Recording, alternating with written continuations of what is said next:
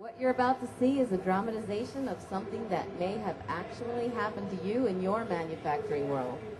Any resemblance to actual persons or places is purely intentional. So names and locations have been changed to protect the guilty. Sit back, relax, enjoy the show. Hey, what the heck is going on out here? These reports that I'm getting say we're scrapping parts left and right, and the tools are breaking. The tolerances are so bad we can't even rework these parts. The surface finishes are way out of whack. Do you realize how much these castings are costing us as raw material?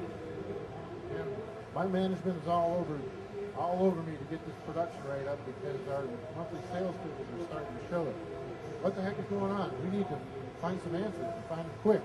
Look, I wish I could tell you what's going on. The part processing appears to be correct. The machine is programmed right. All the gauging and tooling are the same things that have worked before. Maybe this new batch of widgets is just different from the last batch. I don't know.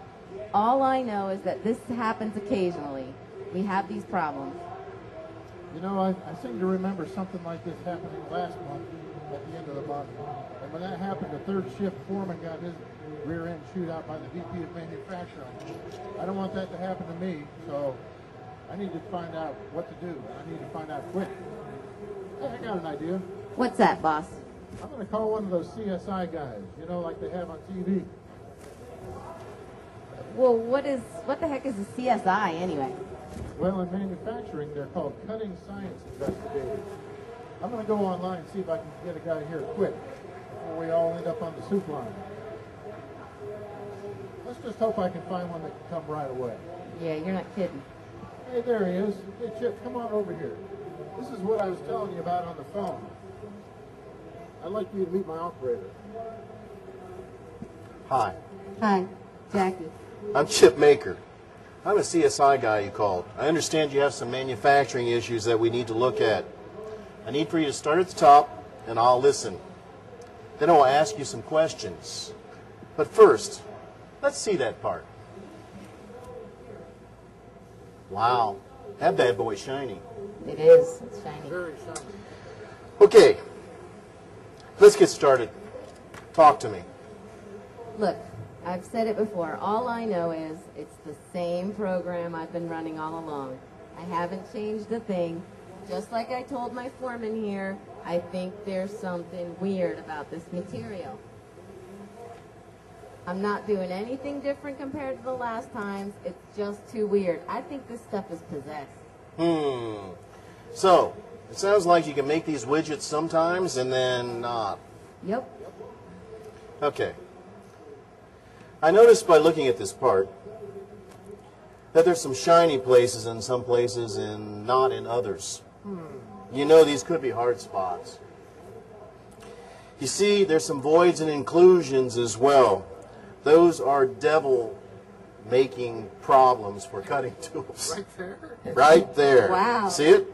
And then also you can see that occasionally on some of the part you can see where the part size must be changing because the tool is wearing away. That means you cannot possibly be holding tolerance in any conceivable way. Lastly, I noticed that there's some chatter harmonics over here. This could be caused by inconsistent casting sections or a combination of all these things that I've talked about so far.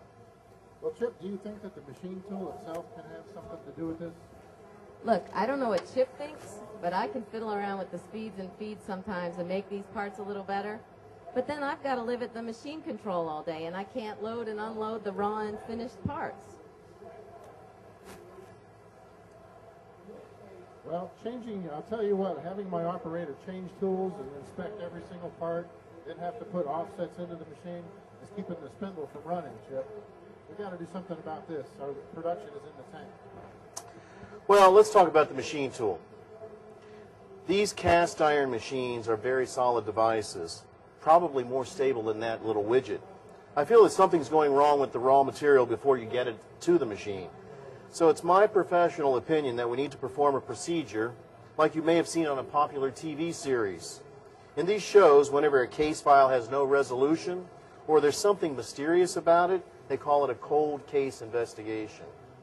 So, our first course of action must be logically defined the manufacturing root cause. This is what a manufacturing CSI does. Very similar to television. So we must now journey backward into the pre-manufacturing process instead of back in time like they do on television. We need to investigate what led up to making these bad widgets. So what you going to do? Well, since this part came from a casting, I need to go to the Okuma foundry. This is where it came from, right? Yes, Yep. sir. Okay, so off I'll go to the foundry. But I'll need a little time to investigate this problem you're having. And oh yeah, before I leave, just one more thing. I need the address and the directions to the foundry.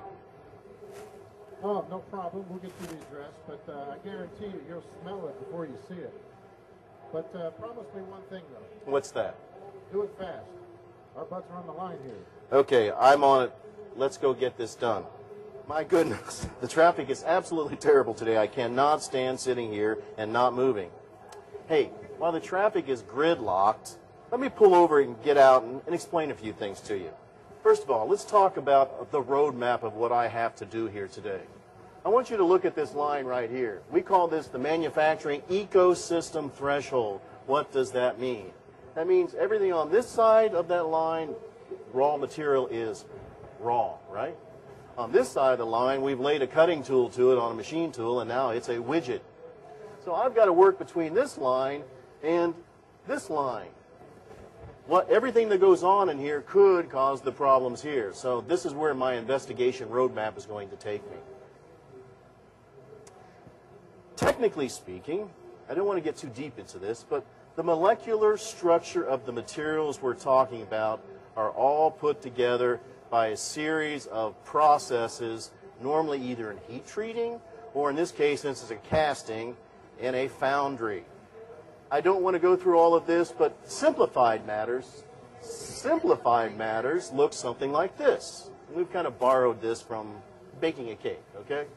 So you can see typically in baking a cake, men and women who've done this before would see you would mix the solids and the liquids together, you pour it into a mold, you put it in an easy bake oven, whoops, I can't show Kenner, easy make oven, and you bake it. Well, making a casting's a little bit different.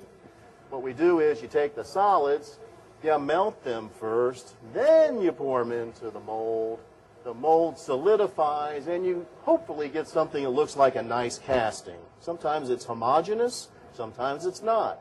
Sometimes it's got hard spots in it, sometimes it doesn't. Sometimes it's got a nasty old crust on the outside. Who's had a bad cake with a crust on the outside? I bet you have. Not good, is it? Can you cut it? No, don't think so. Does this kind of bring some direction in what we're talking about? Oh. Back to the technical stuff. After you do that, you create all these little crystals, and each of them have a boundary. And depending on how you change the temperature from, these guys love me back here. No cameras, this is copyrighted. All of this material solidifies, and when it solidifies, it looks something like this. Okay, it's black and white. We live in the black and white world anyways. How do we create those crystals? Well, as a metallurgist, which I'm not, metallurgists would tell you these are some of the graphs I would use. Everything above this line, the material is liquid. Hence the liquidus line. Pretty simple, right? Everything below it, especially at the eutectic point, it's solidus or solidus, however you want to pronounce it, it becomes a solid. And depending on the cooling temperature that you go through and how long you hold the materials at various temperatures, and the time creates the crystalline structure. If you adjust any of those, you change the material. Very simple, right? But I also think in the back of my mind there may be some other issues we haven't talked about here, and they probably center around the fact that we may find that the material is what it is. And if it is what it is, I also have a solution for that.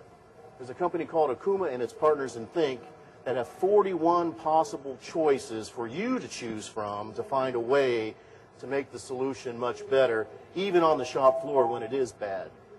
This is the menu you get to choose from. Look at what we have here, from cutting tools to tool holding to automation to measuring systems, you name it, we probably have one under this big manufacturing umbrella hosted by Okuma. But that's my gut. But we'll see what happens when I go back through these various steps that I have to go back through. Looks like the traffic might be clearing, so maybe it's time for me to go. Well, we're finally here. Wow, this place is a little stinky. Let's go and see what's happening at the Okuma foundry. So here we are at the foundry. Wow, is it hot in here or what? Let me see. Where's that person the plant foreman told me to ask for? Oh, who's number one? This must be her. Hello, I'm Chip Maker. It's very nice to meet you. And you are? Hey, Chip. I'm Heather. Heather. Nice to meet you. I just came from the main plant and they're having problems machining that widget. I'm a Cutting Science Investigator, or CSI, and they're asking me to help them in their manufacturing problems. So I need to journey backward in the pre-machining process to uncover the root cause forensics. Now I need to ask you some questions. Is that okay? Sure. By the way, this is my partner. And you are? I am Yuri Namey. Excuse me? Yuri Namey. Okay, Mr. Namey. All right then. Tell me how you cast these parts. Well, we make a sand casting mold, and we use pre-made patterns. We also use cores to create the proper casting features. So the raw material you're using in the mold is what? We follow the material specs that are given us from engineering. There are casting ingredients we don't normally see. It smells funny, has a funny brown color, so we call it manuranium. I understand it makes for a very shiny part for the widget. Wow. Let me guess. It must be crappy material, right? Okay. So what is the mix that turns it brown, if I might ask? We don't know, except that it's expensive to blend, and somehow it turns shiny after machining. To us, it's just a molten liquid when we pour it into a mold. You'll need to talk to our engineers to find out anything else. So you mean to tell me you guys have no input or feedback into the mix-up, what they mix up into the blend for the widget casting? Nope. It's a secret recipe just like Kentucky Fried Chicken, I guess. All we do is assemble the mix, melt it down, and pour it in the mold. Then we send the cooled castings to those guys down the street in the plant. It is what it is, Chip. Okay then, I guess I'm just about done here. I'm leaving. Just one more thing before I leave. How exactly are you cooling down these castings before you ship them to the plant? And what the heck is that? Chip, we normally let the castings cool down through our standard operating procedures, but sometimes we get to the end of the month rush, so we take them out on a fork truck while they're just a little warm and hose them down enough so the machine operator can handle them at the plant quickly. I think I've seen enough here. I thank you for your time today. Looks like I need to go visit the engineering folks. They need to tell me what the heck is going on from their perspective as well. Can you give me some directions and contact names? I need to travel quickly because the manufacturing shop foreman is about to be put on a spit and barbecued by his VP. So, if you smell something burning, please beware of the pulled pork sandwich in the cafeteria. It may be him on the bun. I got to go, guys, but I'll be back. You know, engineers are quite a unique breed. They get their directions to design and test something based on features that will sell some type of a widget. They usually collaborate with other corporate departments in the process of making the final design before sending it to the foundry. They have to ensure that all the required end product features and benefits must be blended with the best engineering design principles to allow for manufacturing cost efficiency, product reliability, a marketable product, and the highest order of manufacturability. Any one of these points could be compromised if improper shortcuts are employed. Let's see what kind of root cause forensic evidence we can find here. Wow, we're finally here. Let's go in and see what's going on with the engineering guys. Hey guys, I'm Chip Maker. I'm a Cutting Science Investigator, or CSI, sent from the plant to help them solve the manufacturing problems on a cast widget made from manuranium? It's kind of an odd material, but I guess it makes a very shiny part if processed right, but right now it's not working. I'm searching for root cause manufacturing forensic evidence. And you are? Hello, my name is Michael. Yeah, I know what part you are talking about. We get calls every so often about production problems with it from the plant. When we hear this, we go to the follow-up on the questions at the plant, and then it appears talk into it. It appears like everything just quiets down. The problem seems to go away. It's very odd. By the way, this is my project engineer who has the most knowledge regarding this widget. Hello, and you are? Eric. Hi, Eric. I'm Eric. Yeah, I know about this part. These problems come and then go away. When we go to the plant, they tell us about size, finish, tool breakage, and lack of production problems every time. We look at the cutting issues and ask them about the machine, about the programs, and what cutting tools they're using. The foreman says that everything is proper, but we somehow think there may be an operational problem. So we just wait a couple of days and the problems seem to go away. Our conclusion is that the plant has trouble once in a while consistently following their manufacturing methods. So let me get this straight. They call you when they have their problems. You go see them, and then the problems seem to go away, right? Yep. It must be them and the way they are making the parts, because we don't see this problem all the time. They will figure it out eventually, you know? It is what it is. Have you guys ever gone to the foundry and looked to see what goes on there in depth? I just came from there, you know. Nope, there's no need to. They make the castings to our engineering specs, so we know it's right. Besides, the problems seem to go away. So how did you determine the specs for this part? And what the heck is monouranium anyhow? It's so brown looking when it is cast. By the way, have you smelled the odors that come out of that foundry on a hot day? Oh yeah, it is a little funky smelling, but that is what happens when you make the casting melts for this part. We still have high costs due to the product requirement given to us from the sales, marketing, and accounting office. All they tell us is to use the material, hold the requirements for proper production functional features, and to keep the costs in line so we are profitable. Oh yeah, and it needs to be very shiny, as I remember. Uranium cast raw material makes the best choice as I see it. So I get it that you have design directions from sales, marketing, and accounting folks, right? Yep. Okay then. Maybe I'm through here right now, so I'm going to leave. But before I go, let me ask one more question. I've seen the part drawing and I've noticed the requirement for very tight tolerances and a mirror finish. What leads you to these design criteria? Well, all we were given was this to work from. Dun dun dun. I think I need to take that with me.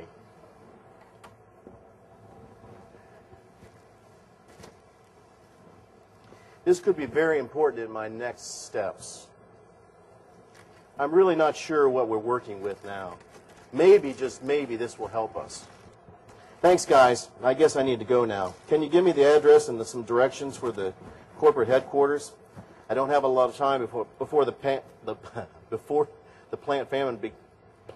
foreman becomes deep fried by his management. He is desperate for answers. Off we go to the corporate headquarters.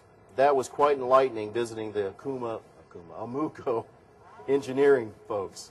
They really are smart guys to design the widget in tune with the sales marketing folks by utilizing engineering principles they have been taught in school. The sales marketing and accounting folks I need to see now are slightly different on their focus. These folks know where to sell the widget, how to sell the widget, and what the costs need to be so the Amuko Corp can remain profitable.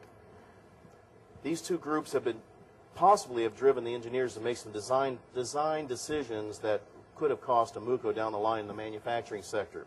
Maybe this stop will yield me some more root cause evidence. Monouranium castings, that is just incredible. Good, I'm here. Let's go see what makes these folks tick.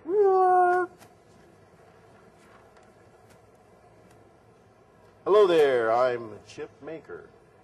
I'm a Cutting Science Investigator, or CSI, sent from the plant to help discover the root cause to the solving of their manufacturing problems. I just came from engineering, where they discussed their role in designing this widget part. Your name is? Hi, Chip. My name is Skip.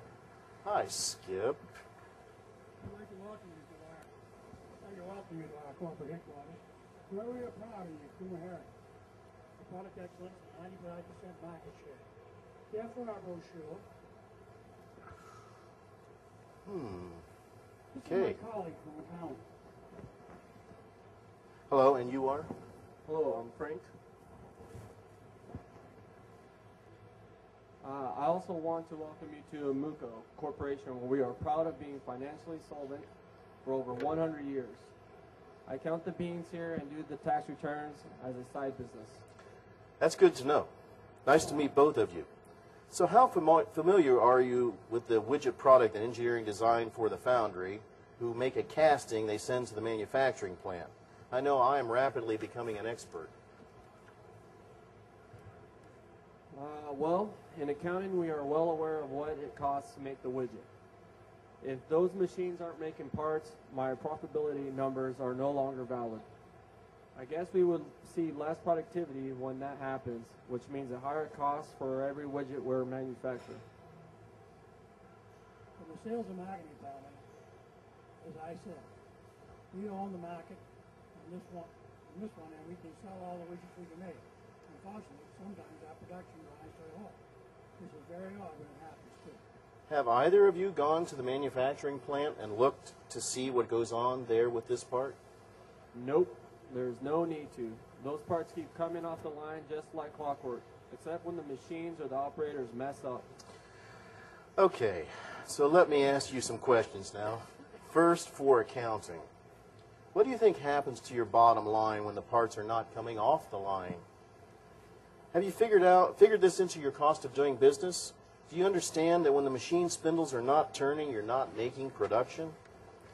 And for the sales and marketing group, if the manufacturing guys struggle with making these parts, do you think the quality and functionality you are marketing to the public is less than before?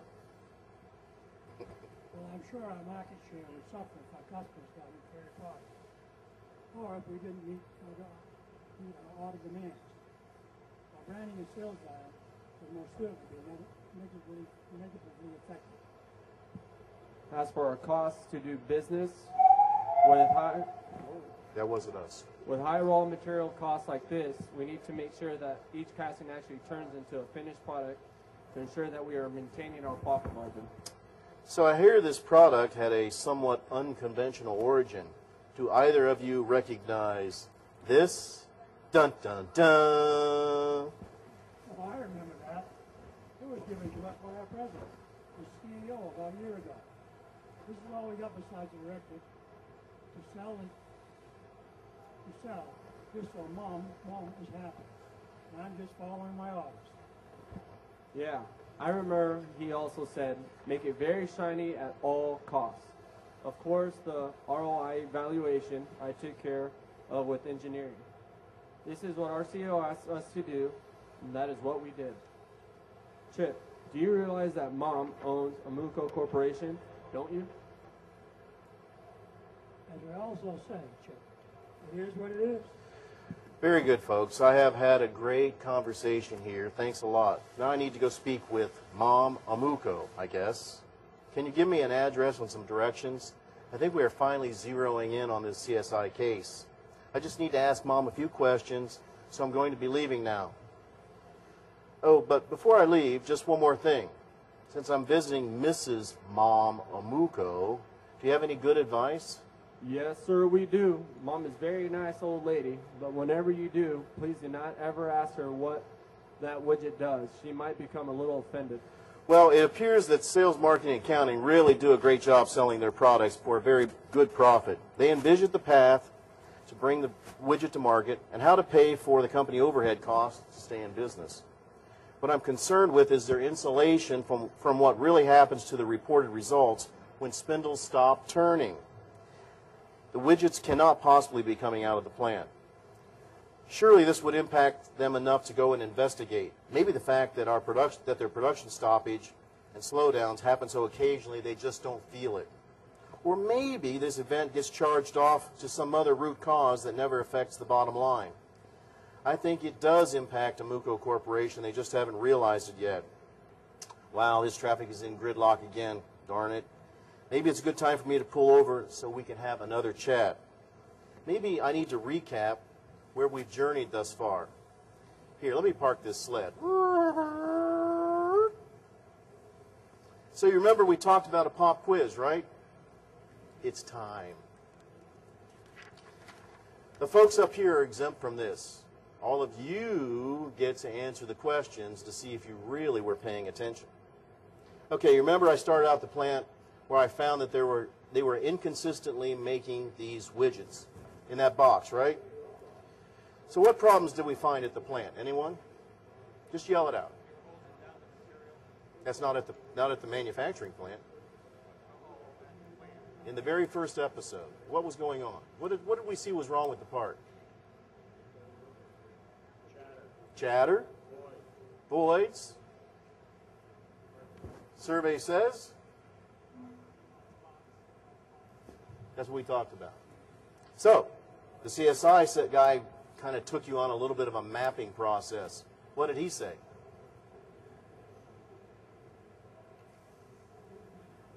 Two, one. Survey says we got to go do some logical root cause analysis to figure out why the problems are the way they are. We talked about how the basic casting materials were made. And we said if it is what it is and we can't do anything about this process of going backward and figuring out the problems, on the shop floor we do have partners we can bring to bear. Come on in, guys. You can sit. So from there we went to the foundry. What did we find at the foundry? Anybody? Anybody? What did we see up on the screen? What were they doing? What were they doing? Can you imagine that? Survey says. Those are the answers. So, we said, okay, maybe we need to go see engineering because the foundry guys say, engineering, tell us what to do. So we went to engineering. What did the engineering guys tell us? Folks, tell us.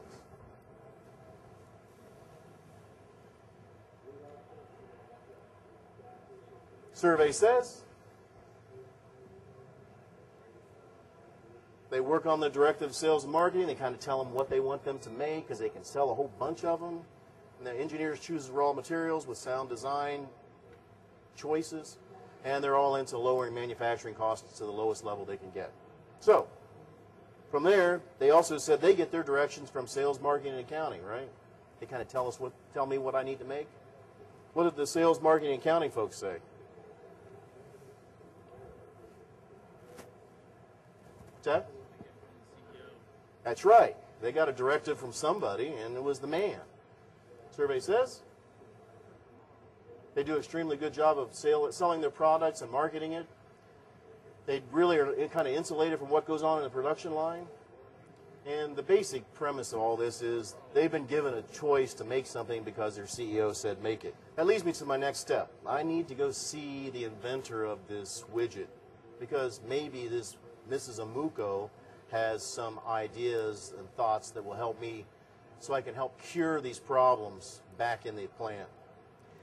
Hey, the traffic's flowing again. I got to go. I got to go see her house. I bet it's bad. It's a bad, bad house. Well, this lady's living high.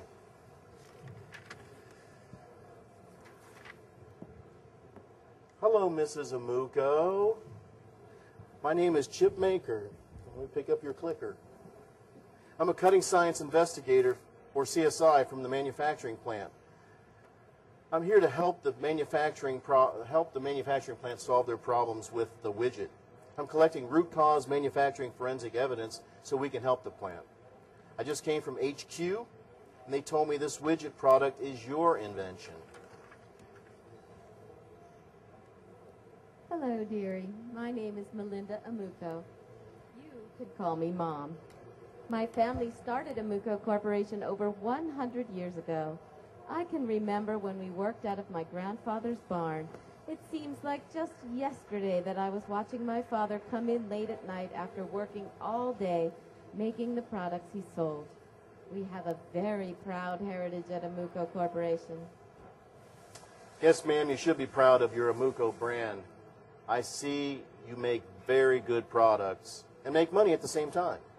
But I'm here to ask you about this. Dun, dun, dun. Okay, Mr. Maker, please ask away. So, ma'am, how did the widget come to be? Can you tell me the facts and just the facts, please? Well, I remember when I was a little girl on Long Island, my daddy used to make things for me in my grandfather's shop. One day he found some old material lying out back in the fields that looked awfully brown. He really didn't know where it came from, but it was hard as iron. So he reprocessed it somehow and machined it. When he brought it home and I opened up the box, I had to shield my eyes. There it was, this widget, and it was very shiny. So the widget is a legacy design that you drew on this napkin. What, if any, instructions did you give with this napkin to your son, the CEO? I told my son Casper that this is my very favorite gift from my father. I told him to make sure that he can make a lot of them, that each one must be exactly the same, and finally they must be very shiny. And what did Casper say? He said that he would take the idea to corporate sales marketing, and we would let them handle it. His comment to me as he ran out with the napkin to go to a meeting was, "It is what it is." Wow, what a great conversation. Thanks, Mrs. Amuko. You have enlightened me so much. Now it's time for me to work my way back toward the manufacturing plant so we can make these widgets the right way, in a way your son, your father, and your grandfather would be proud of. But before I go, I just have one last question. What does this smelly, shiny thing do exactly? Now, Sonny, if you have to ask, you haven't thoroughly investigated now, have you? I don't normally allow this to be known, you know. But, okay, I'm in a good mood today, so I'll let just you in on the little secret. Come here. Oh, now I see what's going on here. So here I am again, chip maker, cutting science investigator, otherwise known as CSI, traveling in my old jalopy to yet another meeting in hopes of solving the manufacturing issues at Amuko Corporation. I finally think I see what's happening here. Let's recap episode 1 for everyone. I found a series of negatively affecting root causes for the Amuko Corporation's manufacturing issues by logically stepping backward through the pre-machining and planning of the widget raw material in episode 1. The root cause discoveries I have learned from this CSI manufacturing forensic exercise are the evidence discovered from the episode. This is what a CSI like me does. For my CSI discovery, I've seen how the widget was conceived by the owner, Mrs. Mom Amuko, how it was introduced to the market, how it was evaluated for ROI, how it was designed by engineering, how it was cast at the Amuko Corporation foundry, and finally, how the widget casting is machined at the plant. I saw how, along the way, each departmentally driven step in the process is dependent on each step before it. You guys see all that? Kind of cascades, doesn't it? I saw the overall effect of how the sequential decisions made by each departmental group's understanding of the product requirements has shaped the pre-machining process evolution. I saw how these decisions cascade forward to finally culminate with a cast manuranium raw material delivered to the shop floor and finally to the CNC machine tool. Going back to the inventor of the original widget idea really cleared up some of the misconceptions about the product requirements. The communicating of these perceived requirements forwarded by each group to the next is one of the root causes for the problems of machining the part at the plant. I now have to go forward through each one of these pre-machining steps and give each department my CSI advice in order to solve the plant manufacturing problems. The next step of the CSI journey is called the Lessons Learned segment. Our quest is to make the widget an even better manufacturing success. I think we can make great gains by increasing productivity and positively affect the profitability bottom line at the same time. I think this recap is over now. Okay then, the next step is to the Amuko corporate headquarters again. I have another appointment with the sales, marketing, and accounting groups. We need to reset and reshape their thoughts on how the widget product requirements are viewed. I really got to get back to the plant also before that foreman gets flambéed. I'm sure by now he's gone underground. Finally, I'm here at the corporate headquarters. I have a plan to get the sales, marketing, and accounting folks more involved in the process of investigating Amuco Corporation's business and communication systems. This will help them with any new product vision and the determination of future product design requirements. Ah, there they are again. Hey, remember me? Mr. Howard. Hi, Mr. Howard. How could we ever forget our favorite cutting science investigator, Chip Maker? What brings you back to our humble home, Chip? You remember my accounting colleague here, don't you? Peace, brother. Sure I do. How are you? Hey, I'm fine, Chip. I also want to welcome you back to Amuco Corp. Where in the heck have you been? You didn't actually go see Mom Amuco, did you? Hey, thanks. Welcome back. Welcome. Thanks for the welcome back, guys. And yes, Mom and I had a grand chat. I learned many things, and I'm back here and ready to advise you properly now that I understand what this is. I have to say, it's a pretty amazing idea Mom Amuco had. You guys are going to sell 1 million of these things if I can get your costs down and figure out a way to make enough of them. Do you know the widget background story? Do you know Mom's prerequisites for the design and the manufacture of her dream product? Well, yes. Her son, the CEO, told us that we needed to make each one of them exactly, and he meant exactly the same. And then he said to make as many as we can, and finally he said it's got to be very, very shiny. Well, that's all fine and dandy, but he also demanded that we need to make a reasonable profit too. All of these are very true points, folks. These seem like simple instructions, right? And they are truly from Mom's point of view. But we need to take that passionate request from Mom and make it a reality. From what I now know, it is my opinion that there may have been some misconceptions about what she said versus what is really required via loosely communicated thoughts.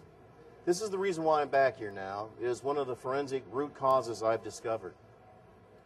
All right, Chip, what do you suggest we do to meet these criteria? We already know how to sell the widgets, where to sell them, and what the selling price should be to make a profit. We're doing everything right, in my opinion. Now that I have a better understanding of Mom's idea or vision, I know what she really means by her words exactly the same, very shiny, and lots of them. I have some ideas on how we can lower your material costs by about 50% and increase productivity by about 30%. If I could make that happen, how would that help you? Well, obviously our cost per widget would go down, and then we'll all have more wiggle room in our pricing structure. Also, we will definitely have a better financial bottom line. And if we could work on the pricing issue, we could then finally afford that expensive advertising campaign that Mom Amuco has us running in order to sell these widgets. All right, you've got the right idea. Let me work on adjusting the product requirement communications when I get to my next stop, which is at engineering. Thanks a lot, folks. I guess I need to go speak with these fellows now, but I have some good advice for them with my newly discovered product forensic info. All 3 of your departments need to share these translated definitions we have just discussed. I can start by passing the translation of Mom Amuco's words onto the other groups. I really have to go now. But before I go, just one more thing. I'll be visiting the engineering guys again. What can I bring them to eat? Those guys are crazy about White Castle hamburgers, Chip. You better bring plenty because they can really pack them in. Cool. All right, that went quite well. I think sales, marketing, and accounting really get it now. They need to clearly define and communicate new product requirements from the very beginning. I will take that up with engineering. We're making progress finally. We need to advise and redirect engineering about their product feature and raw material choices when they design and engineer Amuco Corporation products.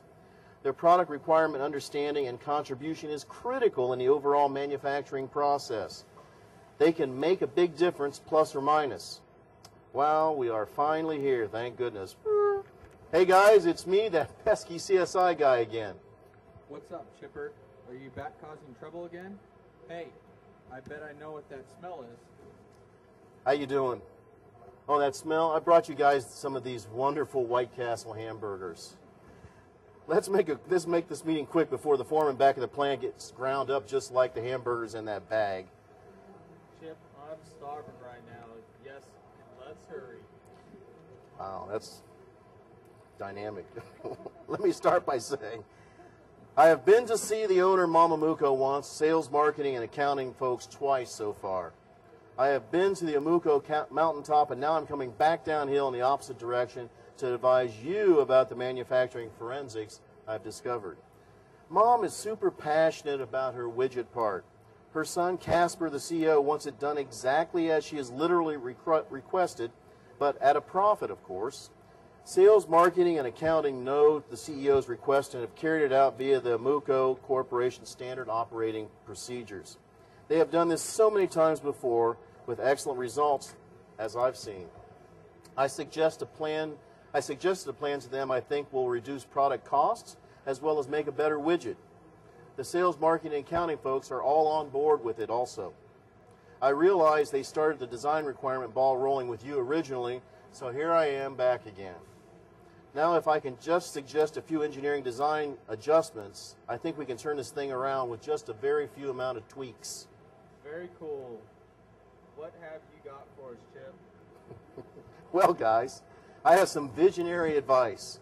Again, the widget product forensic info and experiences I have for my travels, I have these suggestions. When was the first time you saw the napkin design from Mom? I'm sure you were told the design parameters were make them all exactly the same. Well, I've spoken to Mom, and the translation is they need to look the same. Holding these tight tolerances, manufacturing-wise, is truly expensive, especially if you're using exotic materials such as manure-ranium. That stuff causes periodic problems in the machining process. It's evil. She also said that she needed to make a lot of these widgets.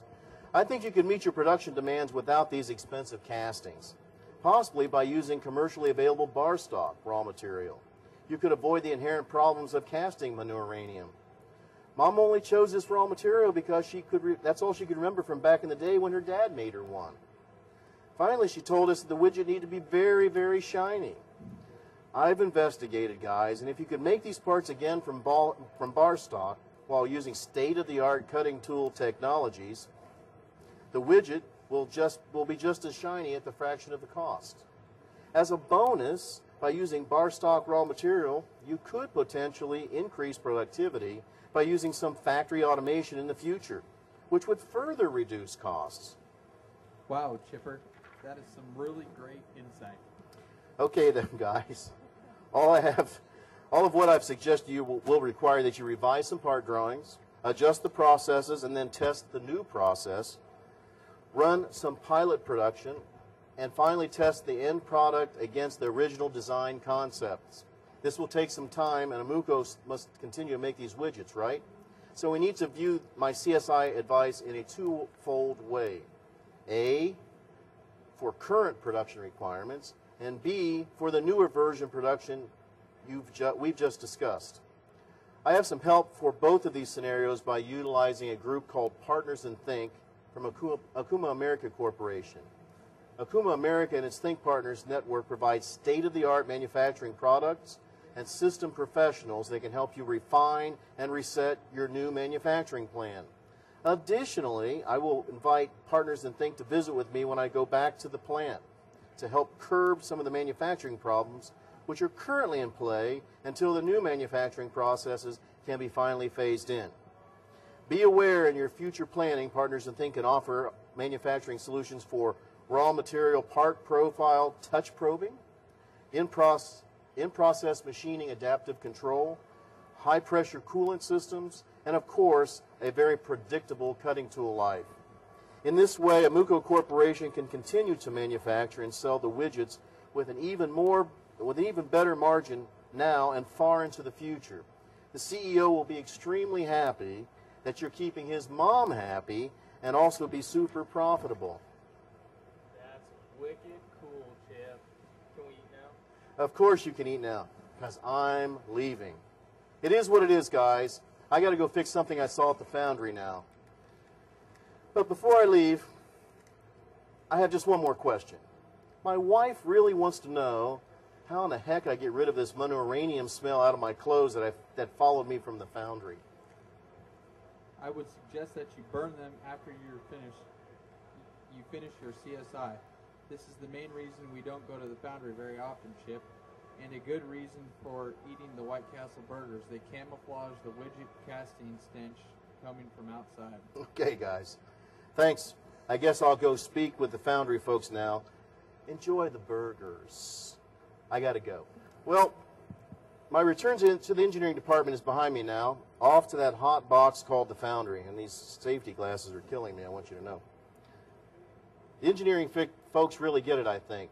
If they simply investigate and activate the alternative materials and methods we've discussed without affecting the prime product feature objectives, they will be manufacturing winners, technically and commercially. Now I have to help the foundry in the case of what I believe are embedded carbides created in the current casting process. I also need to help the foundry see that they are integral to the positive results of Okuma Corporation and, of course, to satisfying Mom. They also need to question the status quo to improve the raw material making part of the pre-machining process planning. Ah, here we are at the foundry again. That familiar smell is still so absolutely funky. Hey there, you remember me, don't you? I'm that CSI guy. Oh, yeah. Of course we remember the old Chipmeister. Coming to visit us to the Holy Land. Very nice. I met many fine people at the Okuma Corporation, and I learned many things. I'm now making my way back to the manufacturing plant to share my investigative findings.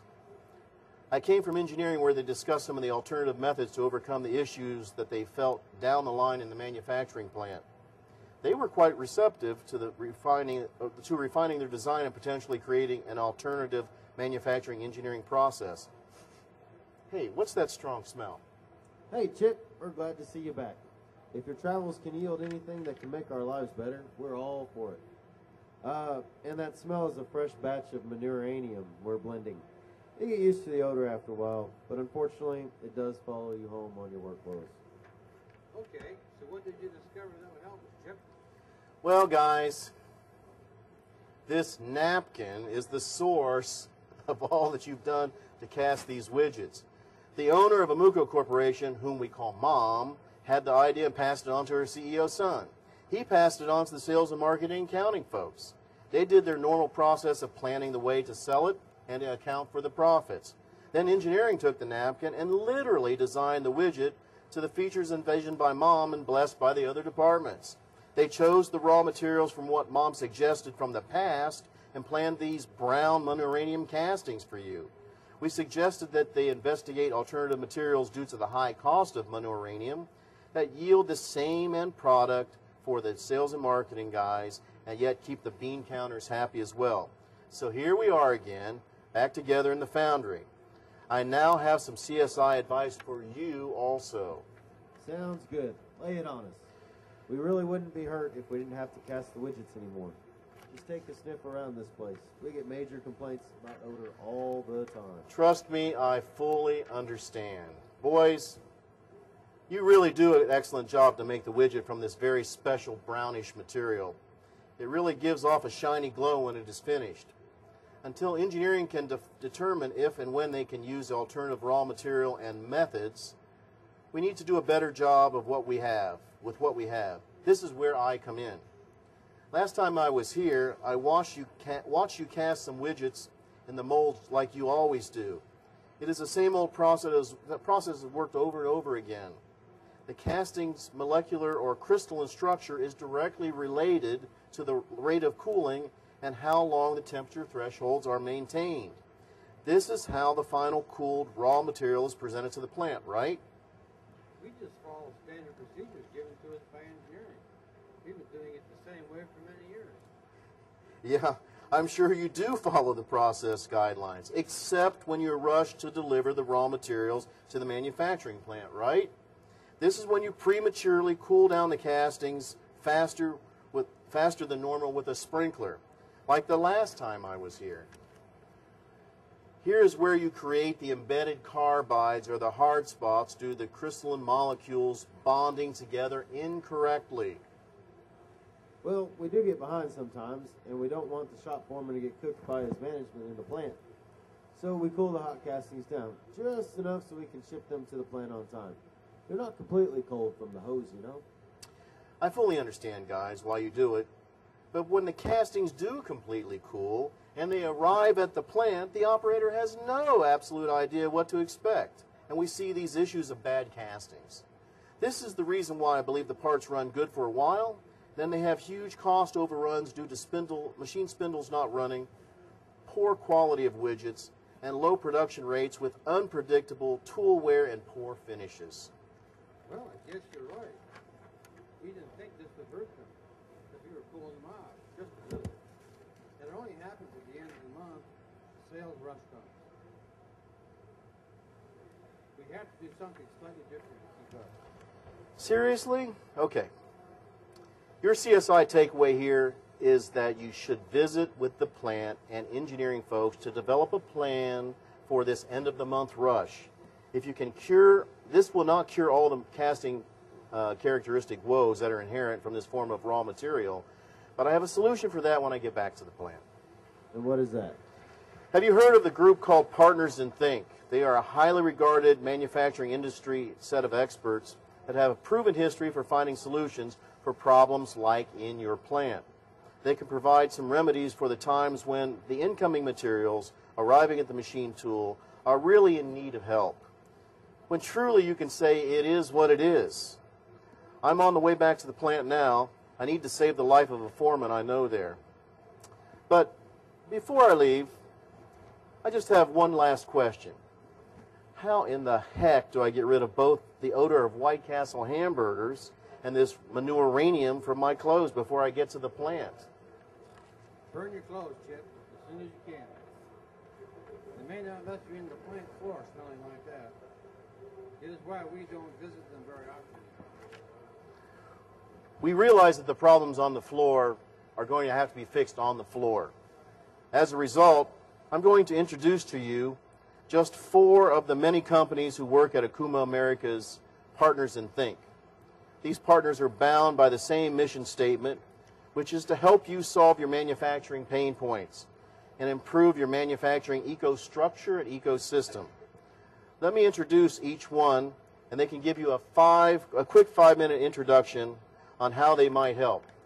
First on board, we're going to introduce Mr. Rob Karen of Karen Engineering, where he's going to talk a little bit about adaptive control and how that affects the raw material part of manufacturing. Rob? Okay, my name is Rob Karen. I'm president of Karen Engineering, and Karen Engineering provides products that enhance the current capabilities of CNC machines.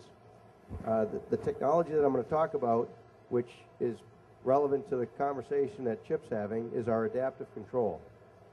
Karen Engineering has been in business for 26 years, and we've been providing these additional technologies that go on all types of machine tools. If anybody's interested in this technology and wants to see more about it, we're in booth 1304. You can come and visit us, talk to us in person. So adaptive control is a technology where basically there's some current problems with getting with programming the feed rate of the current cutting and getting it accurate. Some of the common problems today with programming feed rates are castings and forgings. Obviously that relates to the current conversation. Changes in tooling, variations in tooling, tool runout, coolant flow, coolant concentration, all these varying parameters throughout the day. Also, cutting and contour cuts, when changing to straight cuts, angle cuts, radius cuts, trying to get all those, the correct feed rate program for each of those types of cutting. The other issue is trying to optimize these feed rates through your part program. If you're making program adjusted feed rates, they're not always correct for all the other cutting conditions I just talked about. So also these program changes cause abrupt changes to the tool. So just changing the feed rate randomly throughout a cutting program is not really the best way to do it. So our solution to this problem is adaptive control. And adaptive control basically is a concept by which we measure the horsepower of the cutting tool and we automatically override the feed rate to maintain a constant horsepower.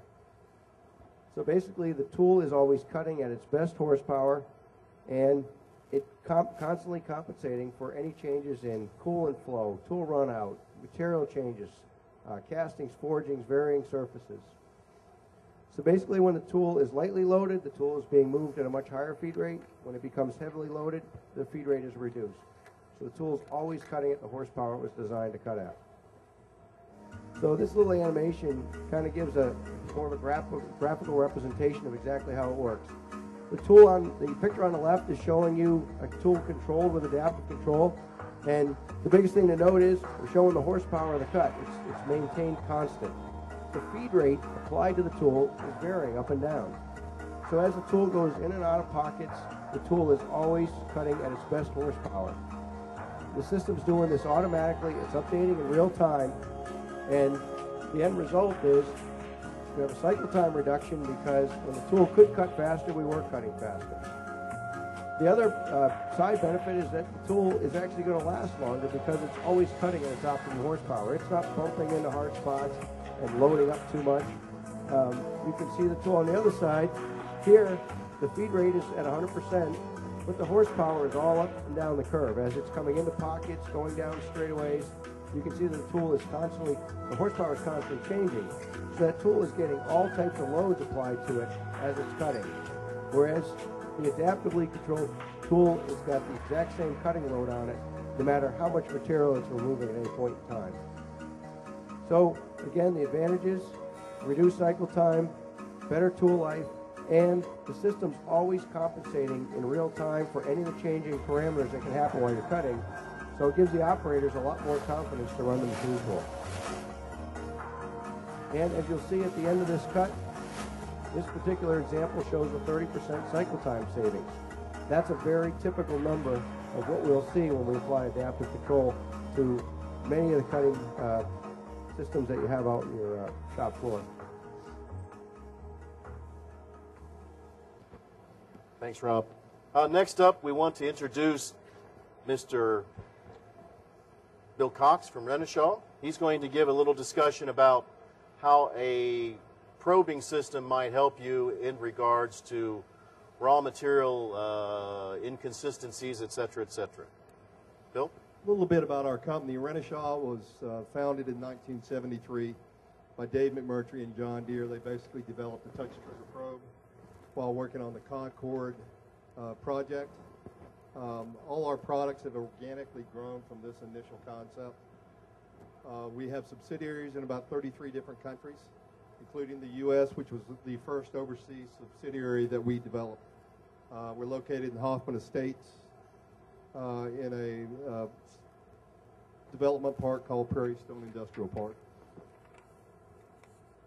Now, Renishaw is not only into CMM probes, but we're into machine tool probing systems, positional and laser encoders, spectroscopy systems, calibration systems for machine tools and CMMs and medical systems. What we want to talk about briefly now is the use of probing on machine tools and how we can automate process setting, part setting, fixture setting, and reduce downtime and eliminate human error. Also, this allows us to run more in a lights out consistency to give us more productivity. This is part of our process control pyramid. We call the process setting aspect of using probes as a predictive element.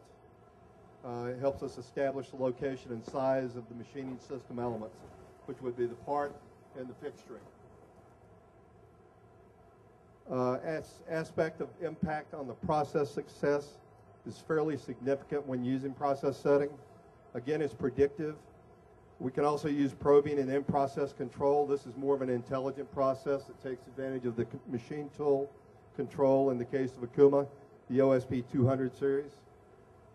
And we have post-process monitoring, which is a reactive act. Basically, we haven't caught any, well, we're basically measuring the part after the fact. If we've incorporated predictive and intelligent measures, we should be showing good part flow. Now, what part setting does for us, it establishes the position of the datum feature that is used to establish a work coordinate system. We can also establish the size of the billet in the part. We can, and this relates to stock condition used to determine the roughing cutting sequence. The orientation of the part is relative to the machine axis, and then we use this to establish a coordinate rotation system. We have cost-saving benefits. The automation avoids an operator waiting for the process to continue, and repeatability measurement and calculation eliminates human error. Probes will give a machine tool the intelligence to make choices. It also gives us part and fixture identification by checking the datum features. We can take control of casting machining by establishing the amount of stock and determining the number of cutting passes that we need to remove additional metal. Basically, we can save up to 90% of setting times by using probing, rather than using manual aspects of the operator using dial indicators or whatever. Probing is automated. It's more repeatable than manual methods. It's more reliable in the setting process. That means we get less downtime once production starts. When tools are replaced, resetting will also be faster and less error prone. And all this leaves you with more time to make parts. So we've reduced capital cost, increased automation, reduced human error, less rework and concessions. We can focus on engineering on proactive tasks. As you see here, this is a common act of using probing to touch off the part. We establish a position, do a work coordinate change, and then we proceed with the machining. Appreciate your time. If you want to talk further about it, we're in the Okuma Experience Zone on the Multus V200. We have a probing cycle showing how the probes are used in the setup. And we can also talk with you further at our booth 1134. Thank you, Chip. Thank you, Bill. Next up, Ms. Jill Taylor from MP Coolant Systems. She's going to talk about how high-pressure coolant systems can help affect better results in the manufacturing process. Hello, I'm Jill Taylor. I'm a sales engineer with MP Systems. Just a little background about MP Systems. We manufacture, distribute, and sell high-pressure coolant systems out of East Granby, Connecticut. We're Think Partners as of May 2010, so we've been working with Okuma and a bunch of other machine tools, but really our goal here today is talking about these raw materials and how high-pressure coolant can help. So, as you can see with sand, castings made from sand molds, you have dirty castings with impurities, diminished tool life, and inconsistent surface conditions.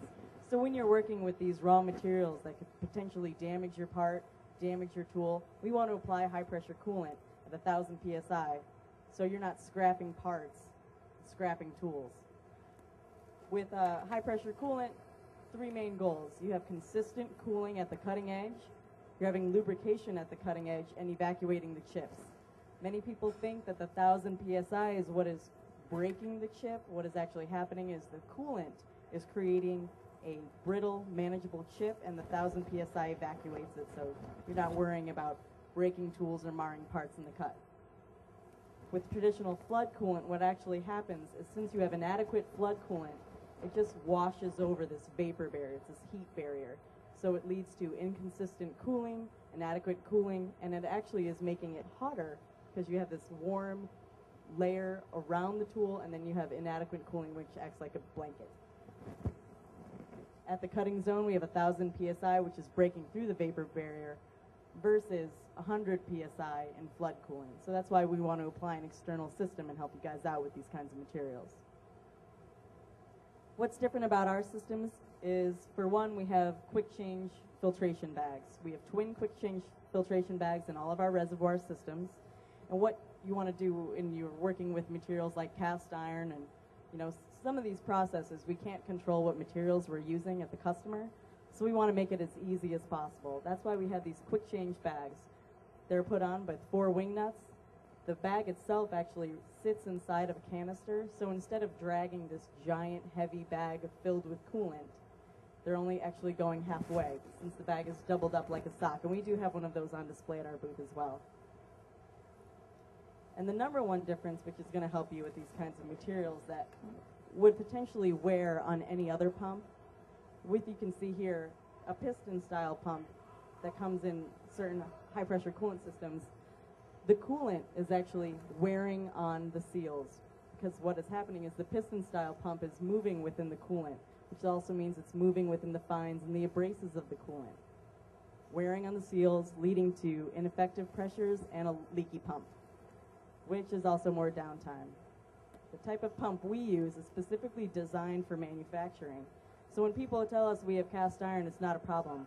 So you can see all the sliding wear components in our pump, it's a diaphragm style, are actually separated from all the abrasives and fines in the coolant. So when you're working with cast iron or another undesirable material, you're not worrying about pump wear. It's infinite pump life, up to 500 microns and virtually no pulsation.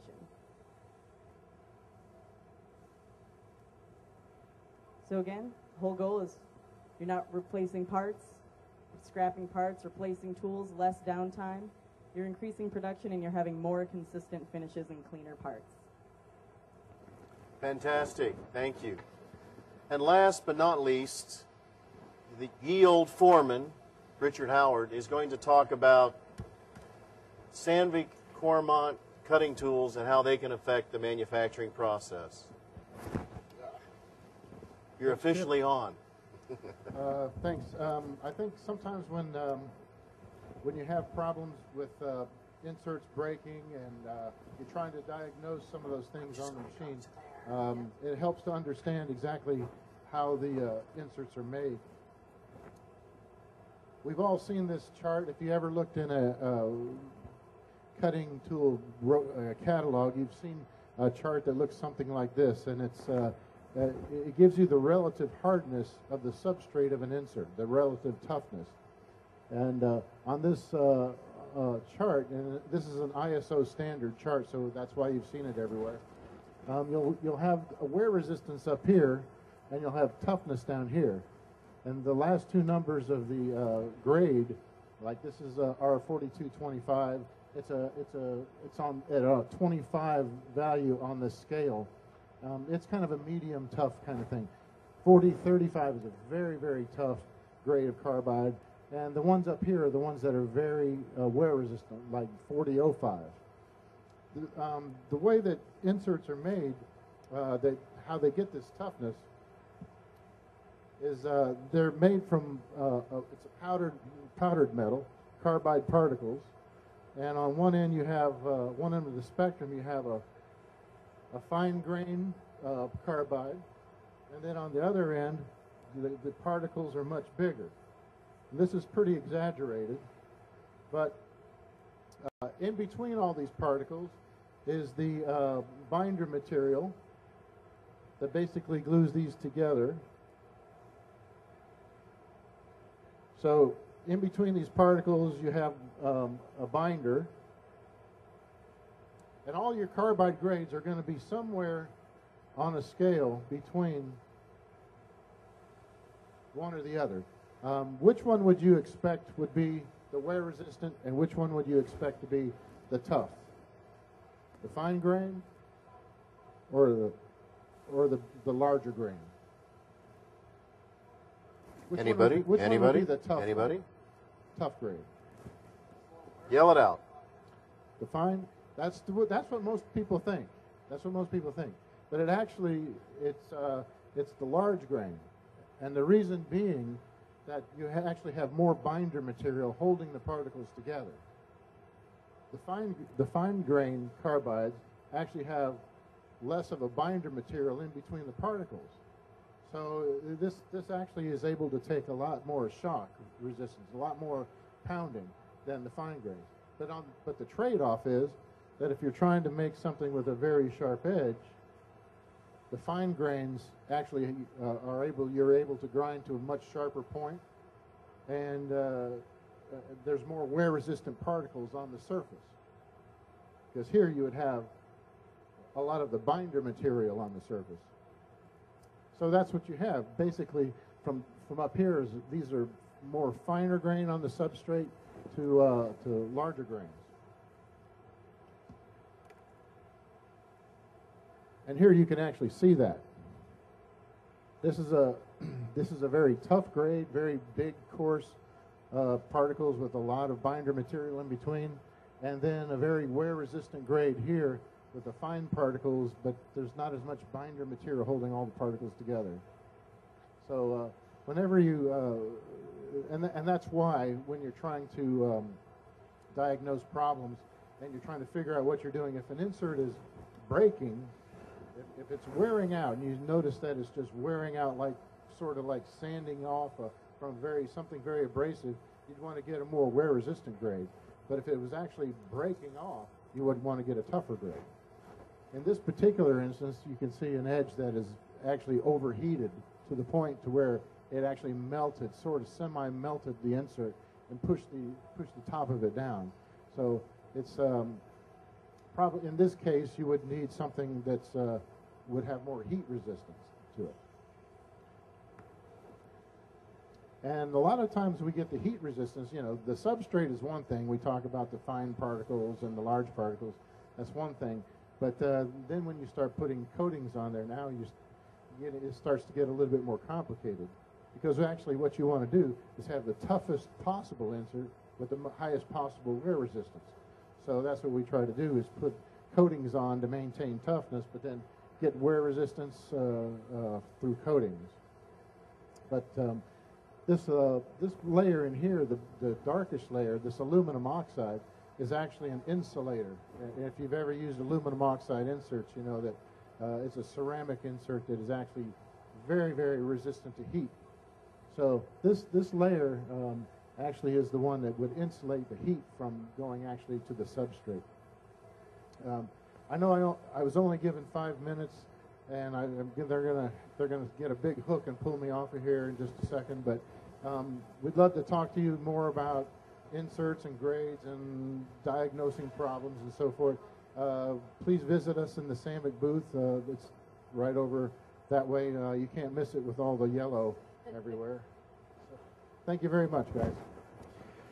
Okay, guys, the reality is that when raw materials do cause you issues during the machining process, and it truly is what it is, what we're trying to show you here today is not just these 4 partners in Think, but we have 41 of them that can be used at your discretion to help you solve some of these manufacturing problems.